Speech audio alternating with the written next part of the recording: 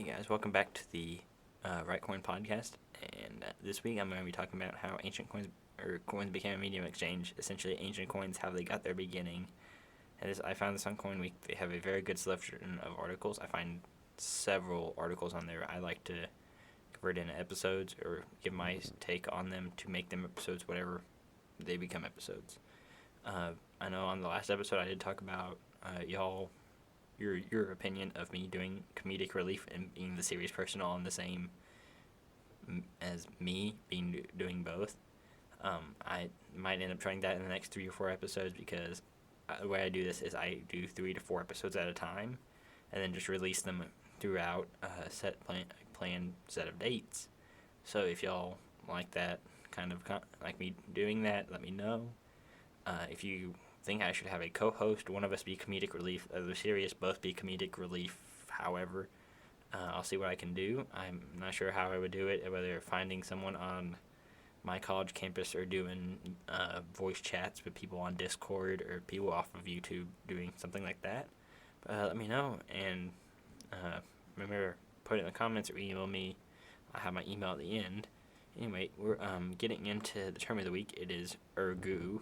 I assume I'm saying that, ERGUE. This is the space on a coin below the central design, usually delineated by a line.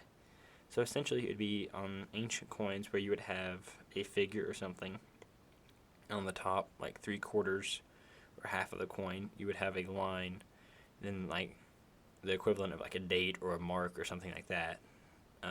So that would be what would be a ergu. Again, ergu, no idea if that's how you say it. Correct me, please, in the comments. Please be polite and not trolls. And anyway, so the trivia question for this week is ancient coin based. If you haven't noticed the theme with topic and trivia question, go listen to some more episodes. Please, I appreciate it.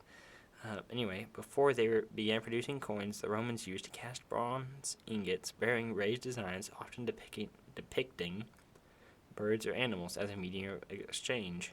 What were these called? And if you know this, you know more about ancient coins than I do. Because when I was doing the quiz to find this, I got it wrong. I regret nothing. I know nothing about ancient coins. Or I know very little, other than they're old. So, helpful critiques in the comments are always awesome. Helpful critiques that you email me, again, always awesome. I appreciate it, as long as they're helpful. I don't like it when people are smart alecks and jerks about me being serious about something. And cue comic relief somewhere in there. I'm my own comedic relief.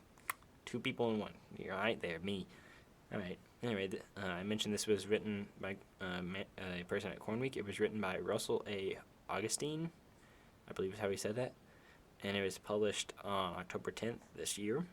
And this, there is a little bit of talking about coins here. So, I mean, it's ancient coins, and I'm not sure how I'm transitioning into this very well, but there's transitions. Fancy transition. Yeah, there's the transition. Anyway, shown with expressive and diverse imagery today, ancient coins started with a humble beginning. The ancient author Herodotus, I don't know, wrote that the Lydians, I guess, were the first people we know of to use a gold and silver coinage. Through hoard evidence and research, numismatists have confirmed that coinage did indeed begin in Asia Minor. I'm tongue-tied.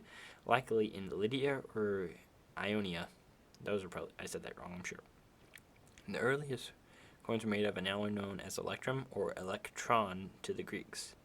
The Electrum is naturally occurring, found in riverbeds and in nugget form, and it is made up of a primary silver and gold with small amounts of platinum, copper, and other metals. The ancient Greeks referred to Electrum simply as quote, quote, gold or quote, unquote, white gold, as opposed to refined gold, which came later when dedicated bimetallic currencies of pure gold and silver were created. Electrum worked particularly well for coinage because it was harder and much more durable than pure gold, and because it was naturally occurring. It allowed coins to be minted prior to the development of the technology for separating the elements. The intrinsic value of these coins was too high for everyday transactions, and therefore they were likely primarily used for moving large sums of money in mercantile transactions, government expenses, donatives, I guess that's the word, or for payment for substantial services. And I lost my place, and it's back. It is also speculated that merchants would allow trusted companies to keep a tab, paying with a single coin once the bill was significant enough. So, I don't drink. I'm not going to a bar. I don't recommend going to a bar. But so, for ease of reference, say you're at a bar, you for some reason are able to drink the equivalent of like $400, and the guy says, all right, you can pay me back at a time, you have a tab. Well, you just happen to have a single $400 value of $400 coin, pay the guy $400, tab's done, you're good. Back to the subject. The conventional definition of what constitutes ancient coins varies depending on the interpretation.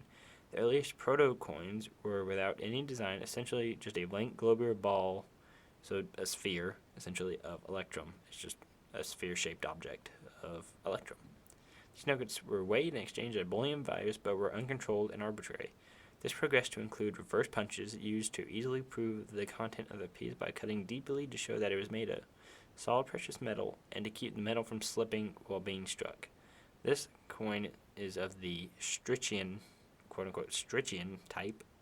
Said that wrong. Know it. It's the first type of coin which introduced the innovation of an obverse image. It is considered by many to be the transition point from proto-coinage to true coinage. While the design is simple, it is thought to have been inspired by the ripples on the surface of water indicating the source of precious electrum near creeks and in riverbeds.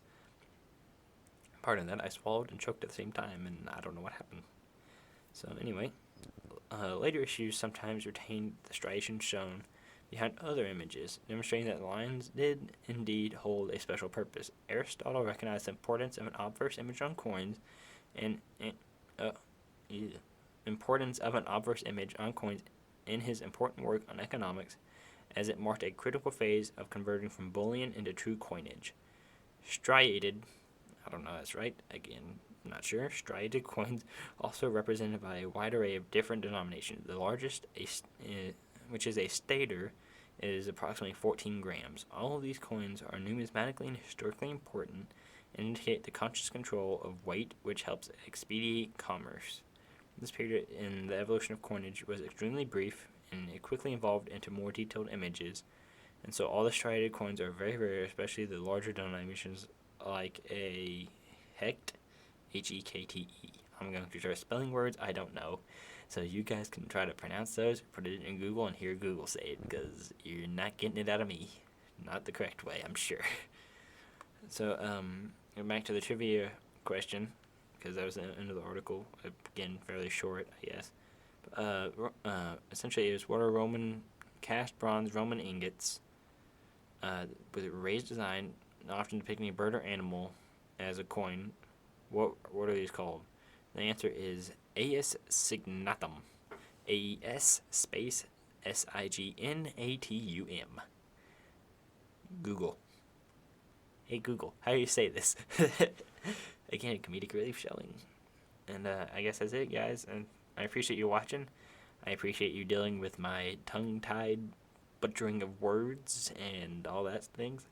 Like I said, questions, comments, anything you guys want to tell me or recommend, email me at therightcoinpodcast@gmail.com or put it in the description. I want to thank you guys again for showing up, and make sure, because this is YouTube, like, share, subscribe, and I will see you guys next time.